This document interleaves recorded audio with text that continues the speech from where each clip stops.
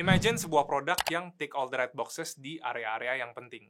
Dianggap salah satu yang terbaik di kelasnya, dan setiap iterasi itu, perubahannya nggak perlu revolusioner, karena fokusnya pada refinement dari experience keseluruhan yang udah sangat bagus. Gue bukan lagi ngomongin iPhone, tapi ini nih, headphone Sony WH-1000 XM5, atau biasanya disebut XM5.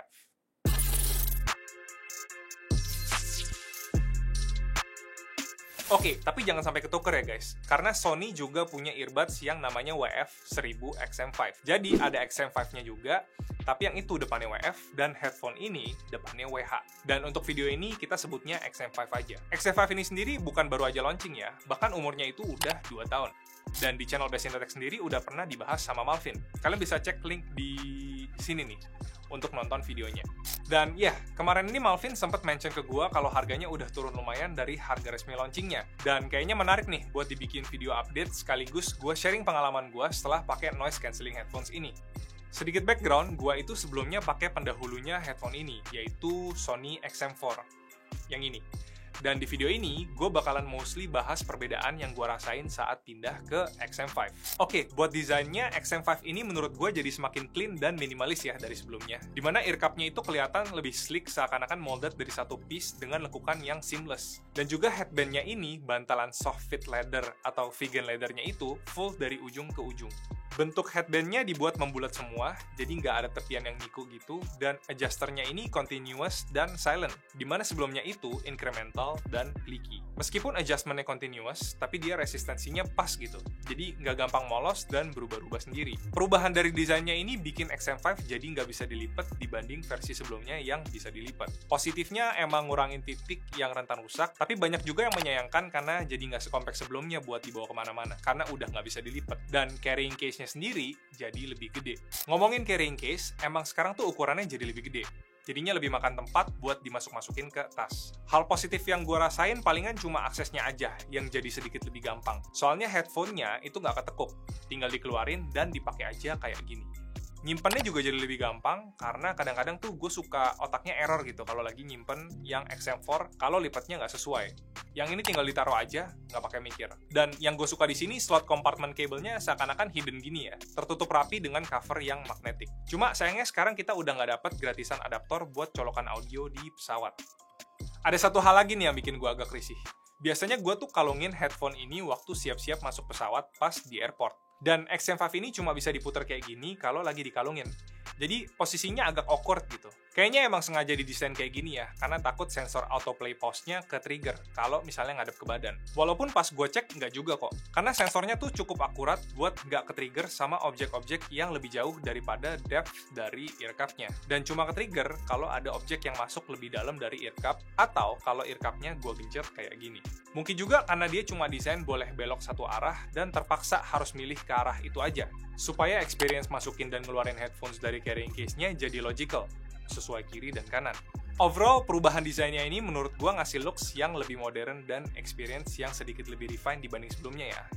Dan gua nggak tahu ini placebo atau enggak, tapi gue juga ada berasa sedikit perbedaan di comfort. Karena di XM4 ini ketika gua pakai cukup lama, ubun-ubun gue tuh bakal berasa mulai pegel gitu. Sedangkan di XM5, gua nggak gitu ngerasain hal itu. Anyway, hardware dari XM5 ini tuh ada beberapa upgrade, di mana dia sekarang punya V1 integrated processor yang kerjasama bareng prosesor Kian One yang udah ada dari seri sebelumnya buat ngasilin noise cancellation yang lebih baik. Jumlah mic-nya juga bertambah nih, dari sebelumnya 2 di tiap earcup, sekarang ada 4 di tiap earcup, jadi totalnya ada 8 mic buat kasih data yang lebih baik buat noise cancelling. In real life rasanya gimana? Jujur gue nggak gitu ngerasain improvement dari noise cancellingnya, karena noise cancellingnya itu juga udah bagus banget dari XM4. Dan gue belum sempet cobain XM5 ini buat naik pesawat, yang mungkin bakal baru kerasa banget improvementnya, karena itu environment yang paling challenging buat noise cancellation. Yang buat gue lebih noticeable itu justru malah transparency atau ambient mode-nya, dimana suara-suara dari luar itu jadi lebih clear dan semakin gak robotik.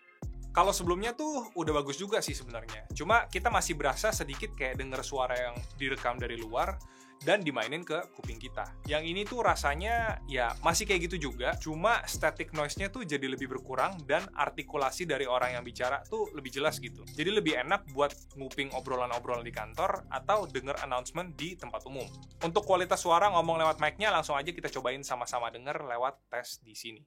Oke, kali ini kita akan coba tes suara mikrofon dari XM5. Ini gue lagi coba ngetes di outdoor cafe gitu, supaya bisa kedengeran, ada road noise juga. Ya, kira-kira kayak gini. Dari gue sih nggak gitu kedengeran suara di luar ya, walaupun memang masih ada sih, tapi minim banget. Tapi yang menarik, gue pengen tahu kira-kira suara gue ke-pick up dengan jernih atau enggak di rekaman suara ini. Barengan sama kira-kira suara jalanan juga kedengeran banget atau enggak dari mic-nya Sony XM5 ini. Oke, sebagai perbandingan, ini dia suara yang dihasilin sama mic dari Sony XM4, pendahulunya XM5. Kira-kira ada perbedaan yang signifikan atau enggak? Coba kalian kalau ada yang notice, bisa juga share di kolom komentar. XM5 ini tuh juga pakai driver baru yang ukurannya 30 mm.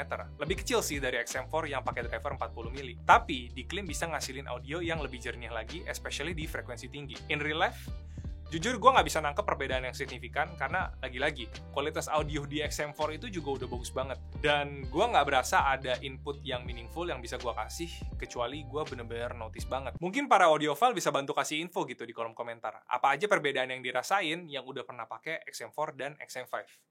Nah, kalau tadi kita udah bicara soal hardware, gue mau bahas 2 improvement yang menurut gue justru lebih kerasa untuk ngasih experience yang lebih baik buat gue. Yang pertama adalah sistem sound effects yang udah diganti yang bikin headphones ini tuh berasa lebih mewah dan refined. Oke, biar kalian lebih ngerti, gue harus kasih tahu dulu konteksnya. Di XM4, kalian bakal denger suara kayak gini ketika nyalain headphone-nya. Power on. Dan pas matiin headphone-nya, Power off.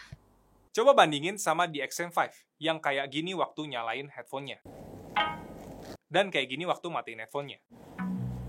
Ini kan rasanya jadi kayak apa ya? Mungkin yang tepat buat deskripsiin tuh kayak kalian dibawa masuk ke sebuah space setiap kali denger suara. Dan kalian keluar dari space tersebut ketika denger suara. Ini juga yang ngebantu bikin experience-nya kerasa lebih mewah dengan menjauhkan diri dari sound effect yang lengket dengan stereotype headphone Cina yang biasa ada cewek ngomong power on. Dan juga ini bagus buat ngasih experience yang universal. Karena headphone ini mau dijual di negara manapun, nggak perlu khawatir ada yang nggak ngerti audio cue yang pakai bahasa Inggris itu artinya apa. Perubahan sound effect-nya ini juga ngubah experience ketika switch dari noise cancelling ke ambient sound. Ini tuh bikin gue jadi lebih bisa notice transisi dari transparansi ke noise cancelling dan sebaliknya. Rasanya tuh beneran kayak terus kepalanya kayak ditutup gitu. Terus kupingnya berasa kebuka. Kalau sebelumnya tuh suaranya kayak gini. Ambient sound. Dan akibat audio cue-nya kelamaan, jadinya gue nggak bisa ngerasain sensasi dari transisinya. Masih di sound effect, suara-suara touch controls-nya juga berubah. Dan yang gue suka, feedback-nya itu real time.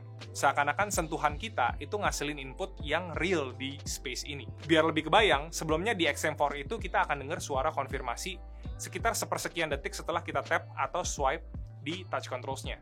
Misalnya kita touch 2 kali, nah, dia tuh baru keluar suara sepersekian detik setelah kita touch. Bahkan kalau cuma touch sekali, itu nggak ada suaranya. Karena emang tap sekali itu nggak ngubah apa-apa untuk mencegah false input. Begitu juga dengan swipe.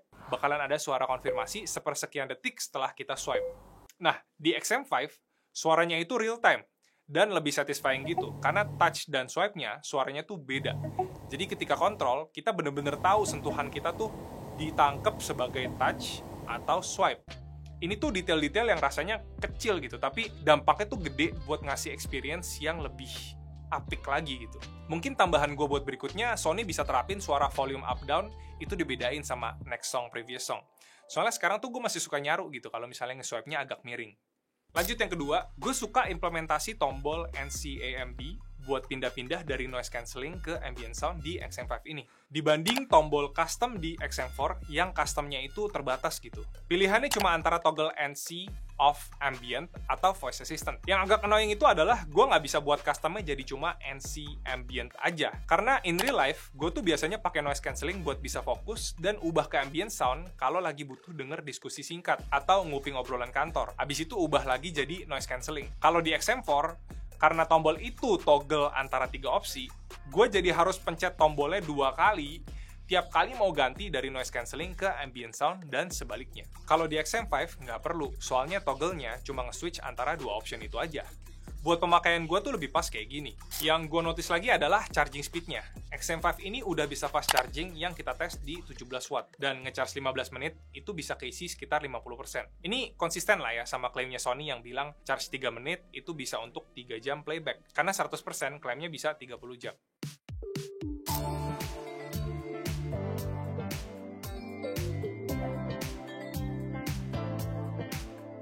So, kira-kira itu aja overall experience yang bisa gue share dari Sony XM5 ini. Waktu dirilis di 2022, headphone ini launching dengan harga resmi 5.999. Tapi sekarang kita udah bisa nemuin banyak yang jual di e-commerce. Garansi resmi Sony Indonesia itu kisaran 4,6 sampai 5 jutaan. Menurut gue sih udah semakin menarik ya buat dilirik.